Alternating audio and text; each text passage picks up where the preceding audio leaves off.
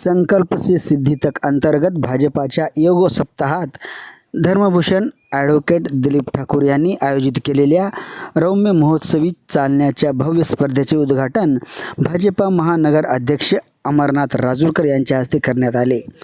तसेच या स्पर्धेमध्ये 439 स्पर्धकांनी भाग घेत भरभरून प्रतिसाद दिला।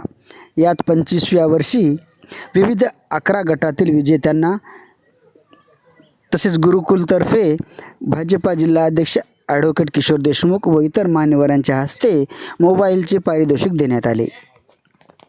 भारतीय जनता पार्टी महानगर व अमरनाथ यात्री संघाच्या संयुक्त विद्यमाने आज चालण्याच्या स्पर्धा आयोजित केल्या होत्या। विविध 14 गट होती, वयानुसार ते गट होते।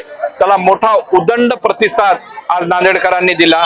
धर्मभूषण, समाजभूषण, समाज उपयोगी आणि देश उपयोगी धार्मिक पर्यटन करणारे आमचे दिलीपजी ठाकूर साहेब यांच्या नेतृत्वामध्ये हा सर्व कार्यक्रम आयोजित करण्यात येतो। दरवर्षी आहे 25वं वर्ष आहे आणि अतिशय चांगल्या पद्धतीने, अतिशय पारदर्शी आणि आनंदाच्या उत्साहात आज स्पर्धा पार पडल्या।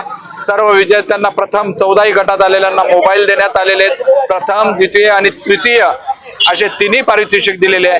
ही वरवर बघता स्पर्धा असली तरी, वरवर बघता हे धार्मिक आणि तीर्थ असं पर्यटन वाटत असेल तरी त्यामागे शरीर, मन, मेंदू ही चांगला राहावा आणि देशप्रेम सुद्धा जागृत राहावं।